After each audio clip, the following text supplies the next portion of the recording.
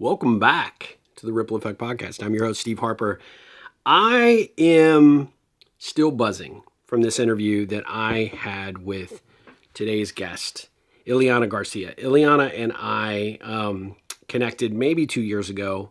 Started following her on social media because her content appeared in my stream.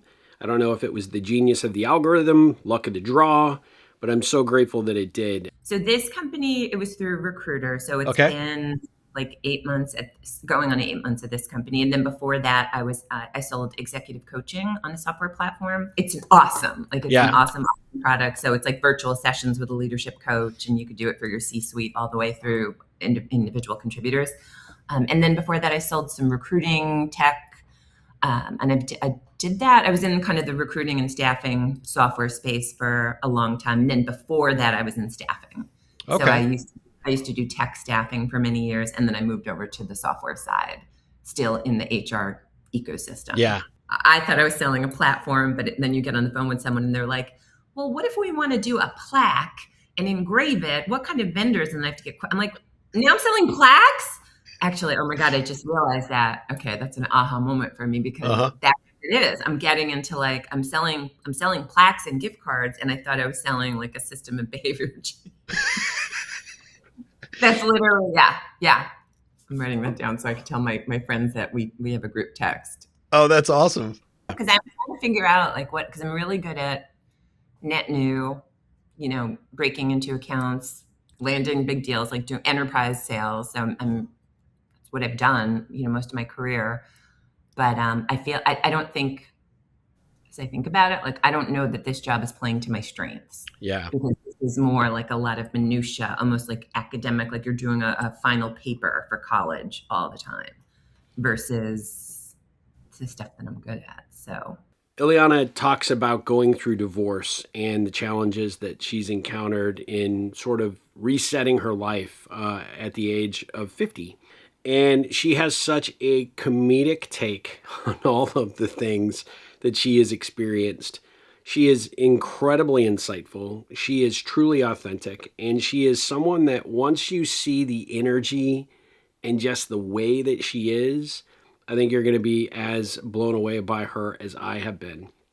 I have really, really enjoyed getting to know her. This conversation was a long time coming. I asked her if she'd want to be on the podcast. November of 2024, and it's taken this long to actually make it happen. There's a lot of reasons for that, most of which is scheduling, but some of which was, whether she was really confident in continuing to move forward as a creator. And we talk a little bit about that. We talk a lot about the criticism that she's received online and the challenges that has brought into her, where that's caused her stress, where it's created some anxiety. But I tell you what, she is a genuine individual. She is just really, really well spoken. She's an excellent communicator. She's funny as hell. And I just love the energy and the vibe that she brings to the table. And so I'm super grateful that she and I could finally make the time to actually record this episode. And I've been buzzing all morning ever since we did the interview, trying to think how to put this into words in a way that sets it up appropriately.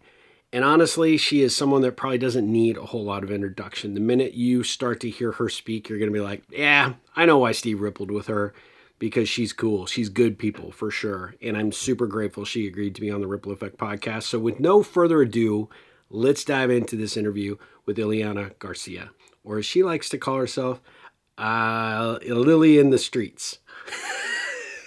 Which is her TikTok handle. I love it. Yeah, it's just a good one. So anyway, let's dive into this interview with Ileana Garcia.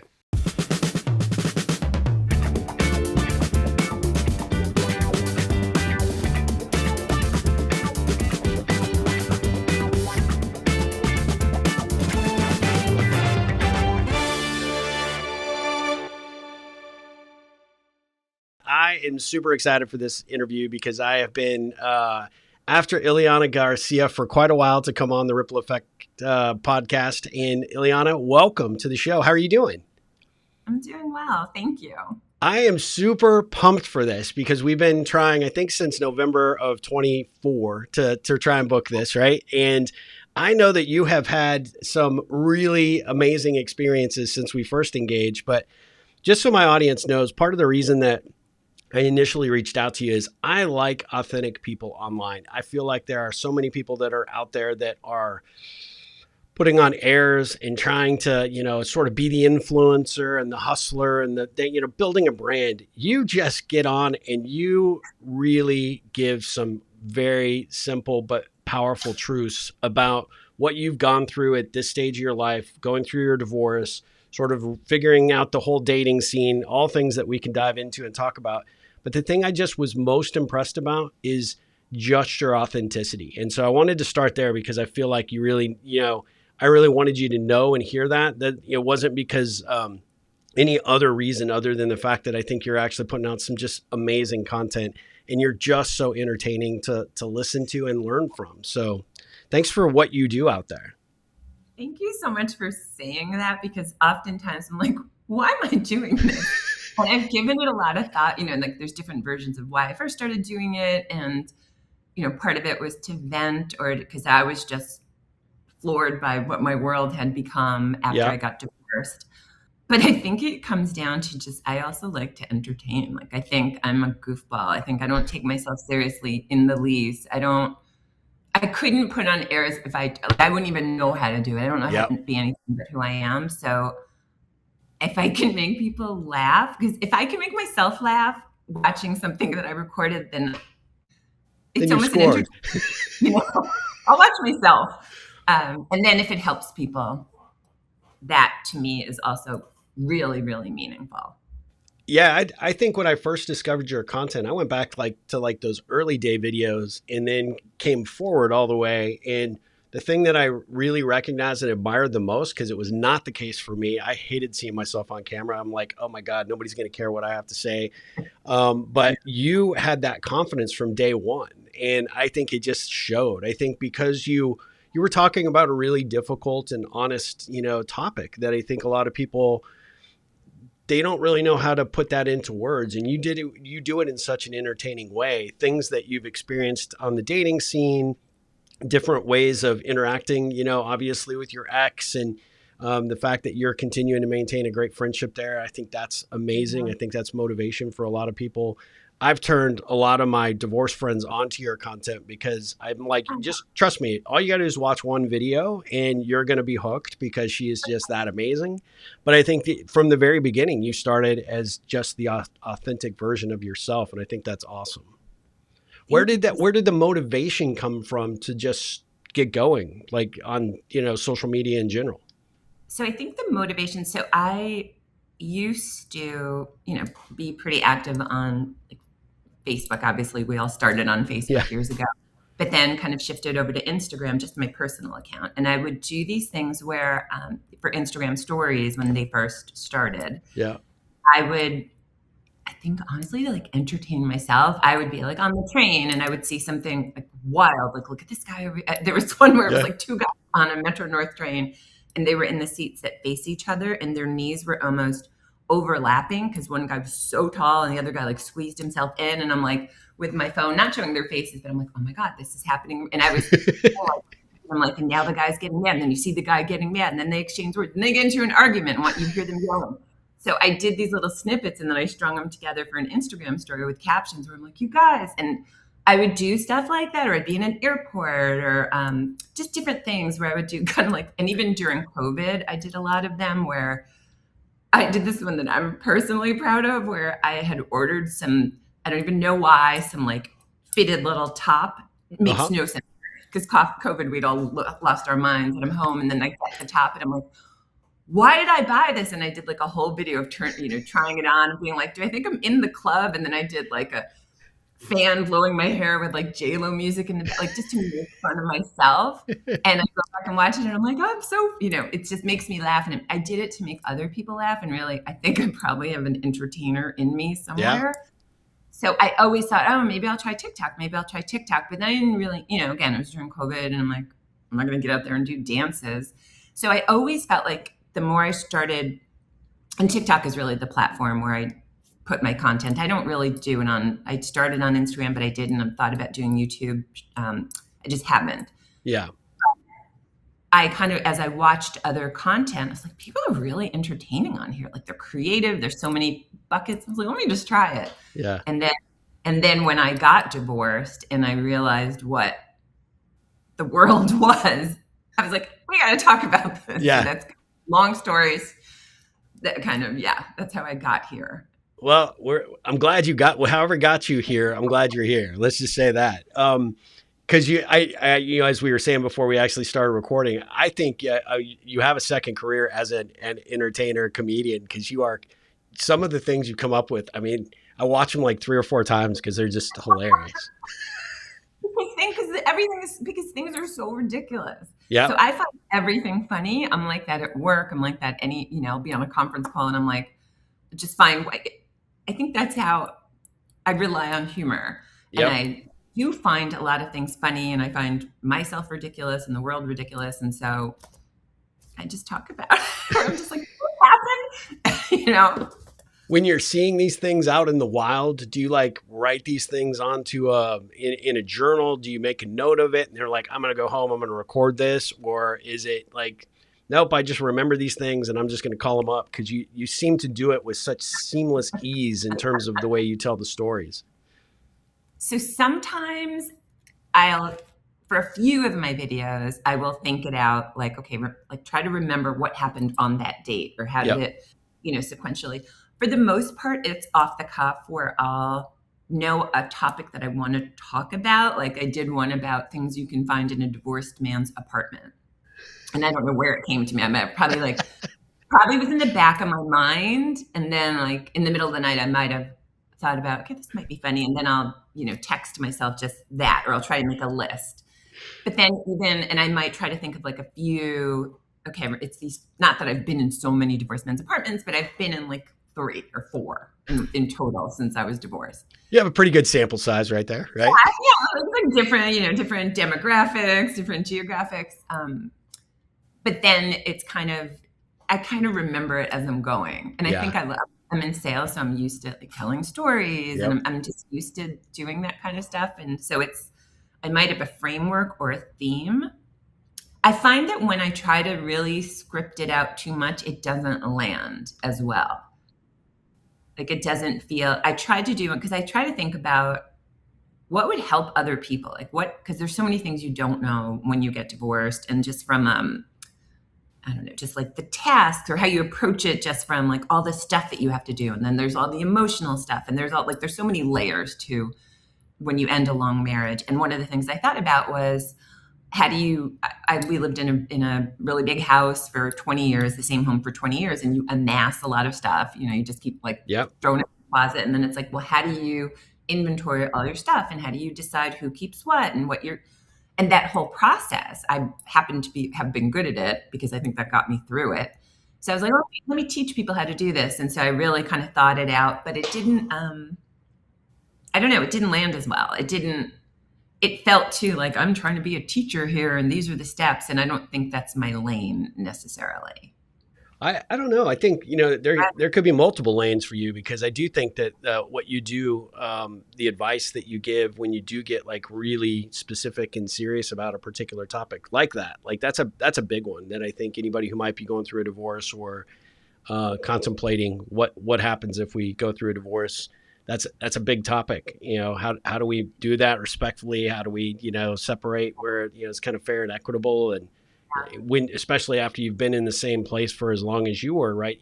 There's just a ton of shit, right? It's like, how do you deal with that stuff? And I know for personally, I've got friends that have gone through that. It's like things that you never would have cared about while you were married all of a sudden become like the War of the Roses battleground.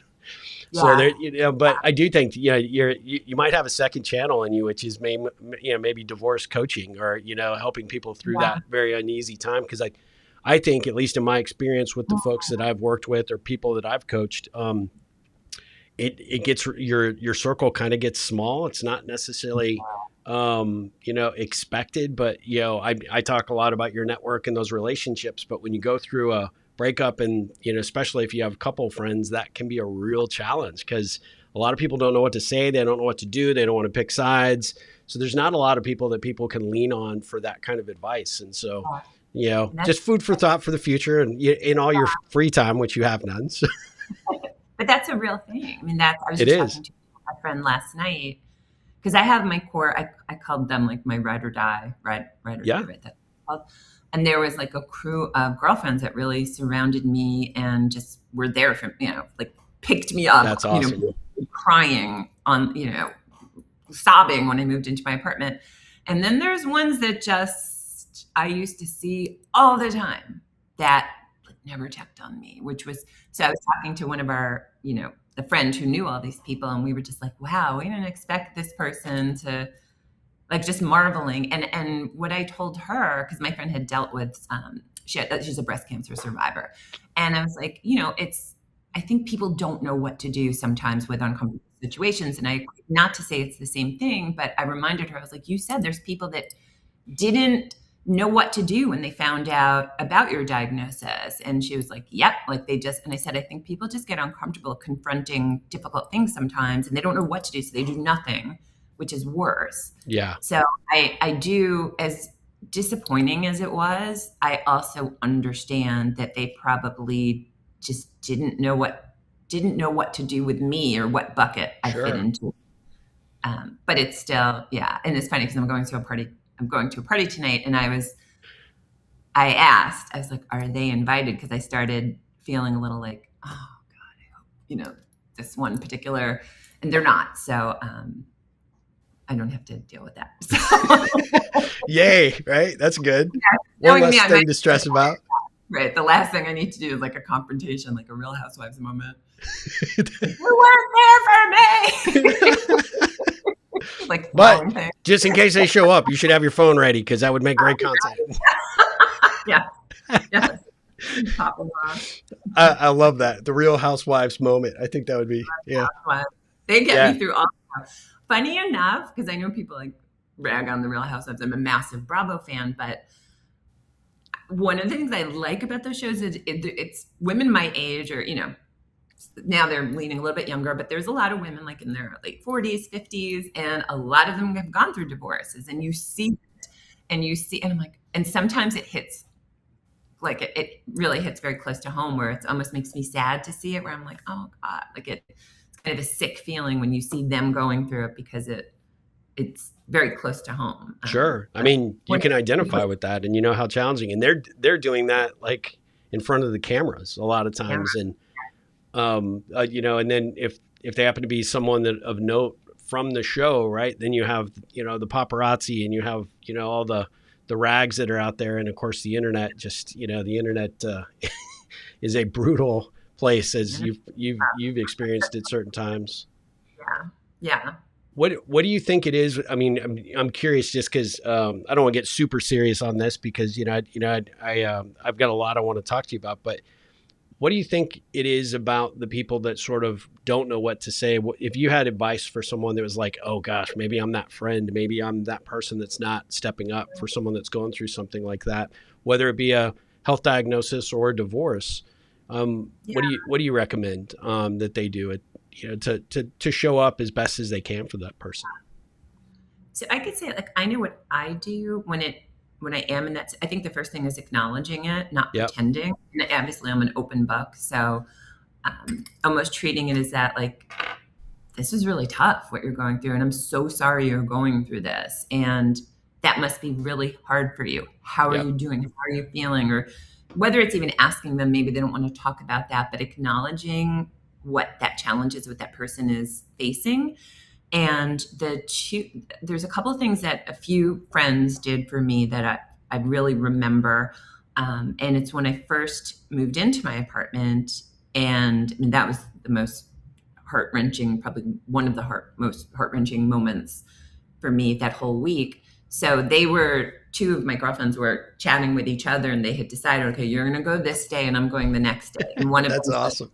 One of them just showed up as I was unpacking, and we hung out, and she helped me a little bit. And then the next one showed up the next day with like salads from like Sweet Greens, and like my favorite cookies, my favorite this and that. And she got me like two stemless like wine glasses with like a design on it. And she just showed up with that stuff and hung out with me. And I'm sure I cried, but it was just, they had kind of like enforced their way in. Yeah. I think even if someone is like, no, no, no, you kind of have to just be like, well, I'm coming over tomorrow.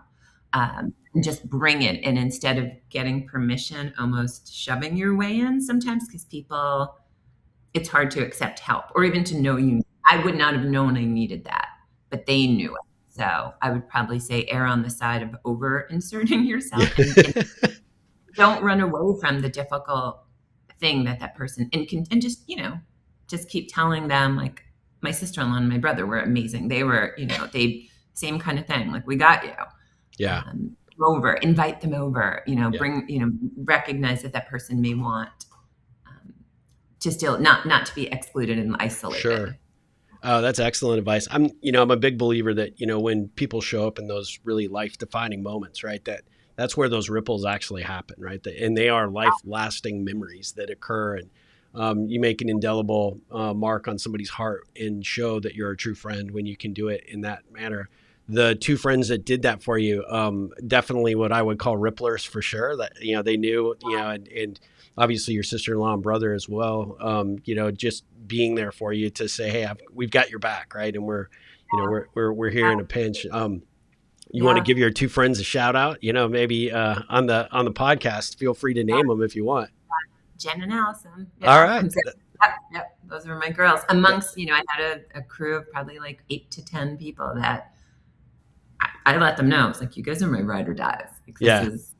Hey, Ripplers, before we jump back in, I want to take a quick moment to share 2 ways you can go even deeper with us. First, if you're enjoying this podcast, you'll love our paid subscription offers on both Substack and Patreon. That is where you'll get exclusive content, behind-the-scenes insights, and extra resources about connections and relationships that you won't read anywhere else, plus a few little other ditties. It's a great way to support the show and stay connected between episodes. And let's be honest, if you're craving something even more immersive, and who isn't, check out our Connect and Grow Ripple coaching program.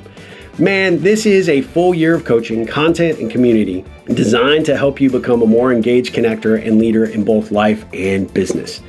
I love this program. I think you will too.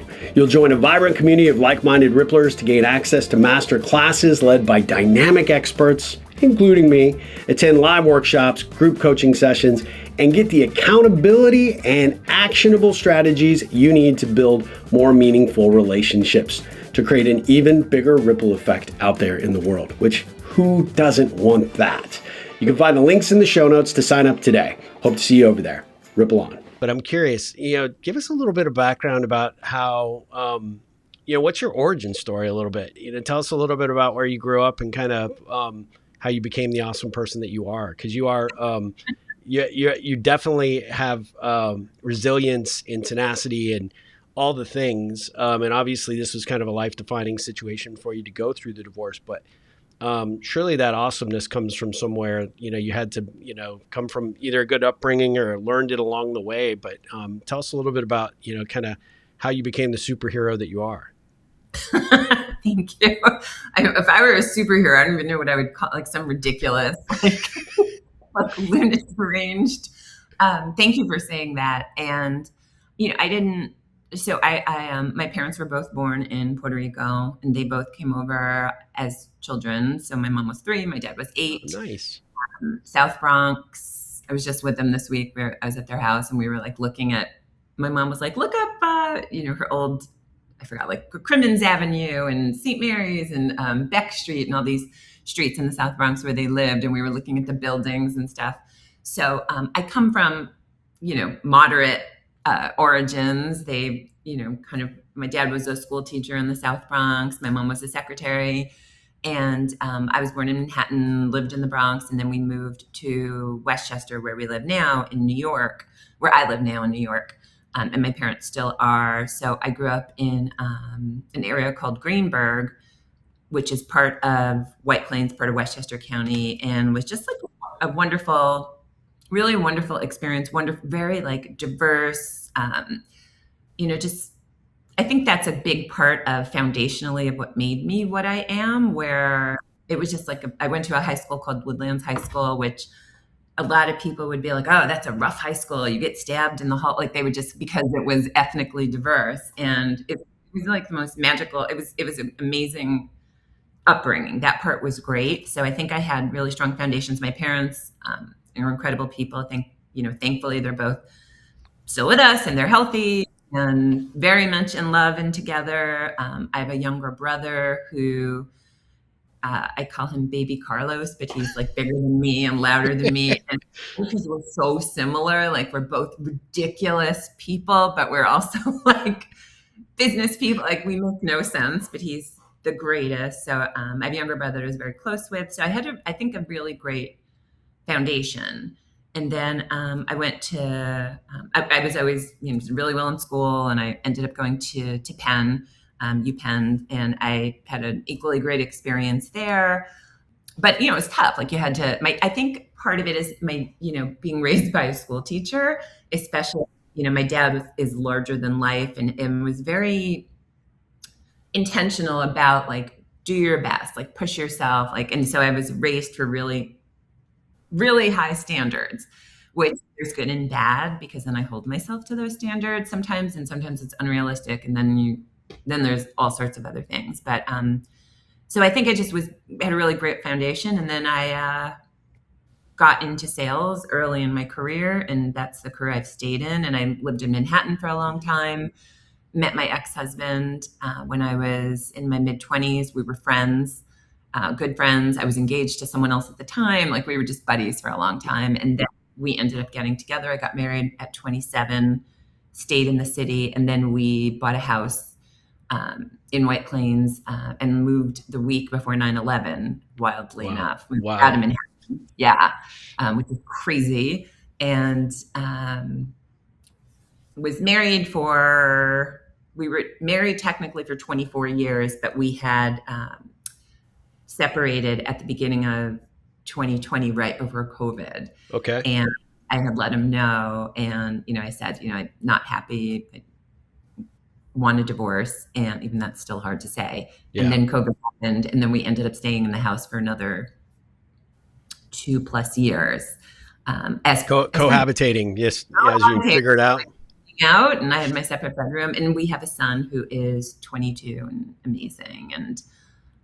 And so officially divorced, or filed for divorce in 2022. And now I'm living in a rental apartment in Westchester with my son. And I'm in a relationship with someone from college who I dated when I was 18, loosely, dated, like college style, casual thing when I was a freshman. And he's single when I became single, and timing. We're fully together. Well, congratulations. After I went out on, when I first, because my TikTok is, I call it Illy in the streets. And that's because I was out in the streets dating and saw what was out there. And I've gotten lucky enough to reconnect with him and taken me out of the streets. And never go back to those streets. Now you might have to change that handle or something, right?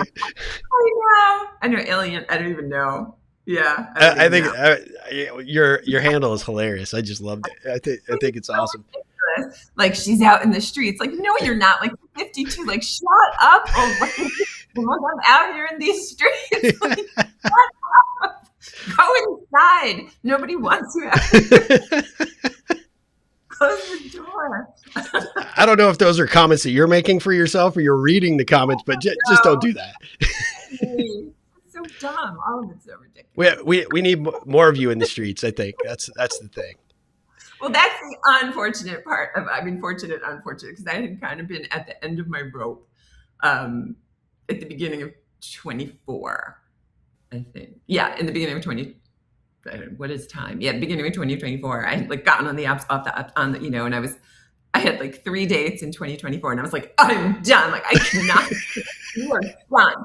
But the downside is then I don't have all of the research and stories to bring back and talk about, because it's you go on one date and you can have 20 different topics to talk about.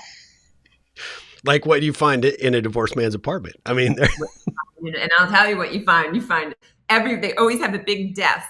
That was the one thing I was. Oh, really? He must have been like, I get the desk, and the wife was like, okay, you can have that. Not a So problem, buddy. you find like a big ass desk. You have to call it a big ass desk. And then there's Yeah. like one piece of art that makes no sense. And then it's like part of the living room set that doesn't go. And it's obviously like, or like two dining room chairs, which like it's stuff that just is obviously was part of something, but they must Yeah. have negotiated for. And yeah, that like those are the main things you find where it's like, I'm like, oh, there's the desk. Like one guy, he was like a studio. It took up like half the studio. And I was like, and he had like a tiny futon for his boys when they came over. And I'm like, maybe you should get a different desk. He's like, no, this is great. It works for work. And then I can have people over for a dinner party. We just. He didn't even work from home. Like, you work in Manhattan. You don't need this desk. Get rid of the desk. Man, it must have been a special desk. I don't know. Secret compartments or something. They all have it. They all have. Like the one guy who was the worst guy, that monster that I dated. His bedroom, big bedroom, he had a big apartment in the city. The big desk took up like in his bedroom across like the whole end of the bedroom. It was so stupid. And he was so proud. Maybe it was part of the divorce list. Like I have a couple of buddies that have been divorced and they all end up at the same apartment complex with the same set of everything. It's like, I don't even want to go there because it's like, I feel like I've been in every one of yours apartment by just going in one. Like, and then I'm like, did this all shit come in like a kit or something? Like, was there some? Probably like a starter kit. Yeah. You know what? We should invent a starter kit for men and be like, okay, towels, like the things that they don't think of. It's an apartment building where I live, a couple of streets down, and people call it the divorced dad's apartment building. Okay. And literally that's where all the like Westchester guys, when you forgot the name of the building, but because White Plains, where I live, is kind of like the city of Westchester. Yep. And I think they all end up at this one person. And so people have called it the divorce dance building. You probably have seen that movie Under the Tuscan Sun with Diane Lane.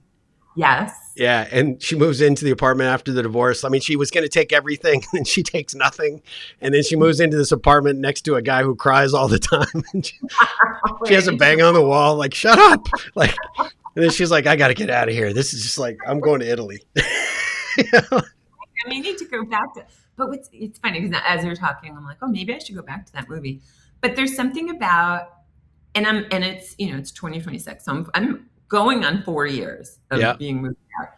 And something about the thought of watching that still would feel painful to me. Yeah. Like, I don't know how long it takes to not feel sad, but there are certain like shows I can't watch or certain things where I'm like, it's too close to home. Like it brings you still back. Too raw. Yeah. Yeah. And it puts you back in that place. So you have, it's hard to not, because there's so many great things in my life right now, but that was the saddest thing that ever happened. It was heartbreaking. So it's hard, but I remember that movie. I remember loving it. And probably at the time, smugly thinking to myself, like, that'll never be me. Yeah. Like, just right.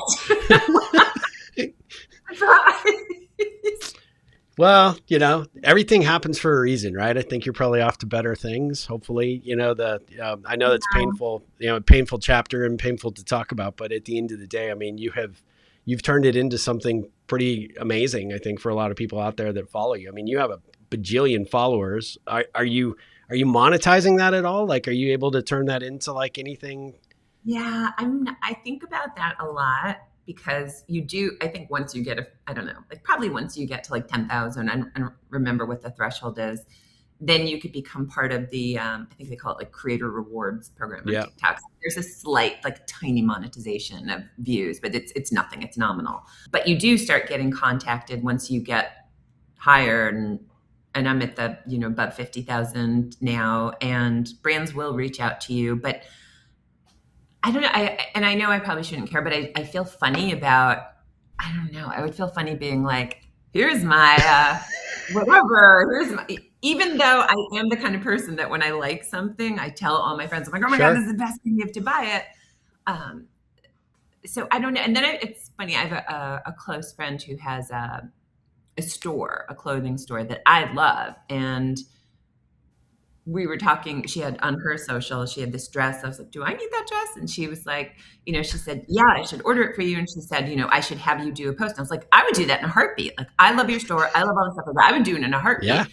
Well, I'd feel funny asking you, but then I also don't, I think I worry about the authenticity piece, maybe that people aren't, that's not my lane. But then also I do have people ask me like, how'd you get your hair like that? And I'm like, oh, it's this curling iron, or where'd you get that necklace or that top? I Yeah, I don't think the know. difference between like what you see for, people that are trying to be influencers and that people are just influencers because they're good people and people want to follow them. I think that's the difference, honestly. I think if you were to do it, people are going to look at that from an authentic perspective because you're not putting it out there. You're not trying to, necessarily turn that into necessarily your full-time gig or whatever. But at the end of the day, the experiences you've gone through, there's relevance there. The things that you're experiencing it, moving into a new apartment, things that you use for your beauty care or the clothes that you wear, where you shop, what you do.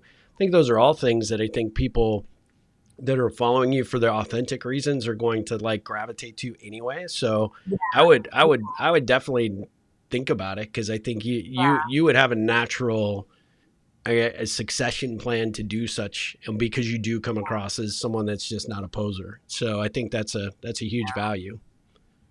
Thank you. I mean, thank you for saying that. Yeah, I mean, I do think about, because I'm 55, right? And there's, you know, a lot of stigma about aging, and obviously I think about aging too. But um, I do think about a world where I could represent women in my demographic. Hmm. Like we have a lot of buying power. We buy a lot of stuff. Yeah, Like we're yeah, big consumers, and I don't. It's not as helpful when you see like someone in their 20s using a product, or the same things aren't relevant. Like we're looking at things through a different lens. So I have thought about like leaning into that angle. Yeah, and then well, I just you come from a sales perspective. It's all about the upsell, right? I mean, yeah, occasionally you want to enhance the customer experience, so it's okay to toss something in to give them a little little thing to chew on for sure. I see that. I don't know if you follow Brooke Baldwin by chance, or if you know who that is. She used to helm the news desk for the kind of the midday for CNN, and she kind of had a bad circumstance relative to the departure. Not bad. I think, it was time for her to move on. And she had just recently got married, went through a divorce, and she's really turned that into like this major thing for Substack. And she is like really empowering a lot of women. And when she puts stuff out, I don't think anybody ever like, oh my God, she's selling out, and trying to now use her audience to make herself money, but she has done it really, really well. She's very, very authentic in how she does it. Her Instagram is really, really powerful. I like it. I follow a lot of what she's doing, and then she's been able to turn that into a Substack following that's people really look forward to what she puts out once a week, and it's kind of a great, great way if you did want to follow somebody that's kind of gone through something similar that has really turned that into power. It might be worth checking out her content. Oh, For I sure. definitely will. And it's funny because it's stuff like that. Like I would have loved to have had that when Yeah. I was even when because when you get a divorce, it's not like an overnight decision, especially for women. I don't know for men, but like we think about it for years. Thinking about, and you kind of agonize over what should I do and what will this look like, and do I have even the permission to make this decision, and what are the implications, like the finances. There's so many things that you think about, and it takes you a long, for me it took a long time to even get the courage up to admit it to myself. And then once I admitted it to myself, there was still a very long time before I even had that conversation. And there wasn't a lot of, I wish that I had someone who had experienced that. And I think that's part of why I talk about all this stuff, is because I desperately would have wanted to have had that. And I remember this one moment when I think we were still in the house, and my brother lives like a little over an hour outside of where I live. And I spend time there and I stay over. And I was driving home one night, and I was really worried about like, where am I going to live? Like, like, I have no idea how I'm going to piece my life together. And I randomly just went on Spotify and I like typed in divorced and was just looking for a podcast, and I landed on this one, actually a former Real Housewife, or a former one in the UK. Okay. Caroline Stansbury is her name. And she was doing a podcast called Divorced Not Dead. Yeah. And I happened to just listen to one of her episodes, and she was going through the same exact thing. And she talked about, I was so terrified about what was going to happen in my life. And I went out with this, I decided, let me just go look. And I went out with like a realtor and I looked at, some tiny apartments, and I saw the apartments and I was like, I'm going to be okay. I can do this. So like, Sure. and something about hearing that made me feel like, okay, I'm going to be okay. Like I just need to go and see them and just kind of like see what it would look like. So, but there wasn't a lot of content out there. So I Sure. wish, so I think about if there's someone that was where I was and then could look at this stuff and it can help them. And I get so many messages about that from women who say, I'm in the exact same situation. I was married 27 years or 20, whatever it is. And men also. So I think, as daunting as it is sometimes to put everything out there and the backlash has been tough, those moments make me feel like, okay,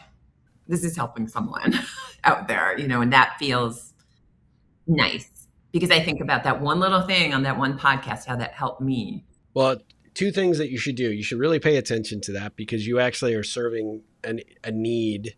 And I think there's something there, right? Whether it's through writing or maybe potentially a professional coaching or guidance, service. I think you'd be excellent at that because you're such a great communicator. And I think you are easy to talk to and people will gravitate towards that, which I think would make you an exceptional coach.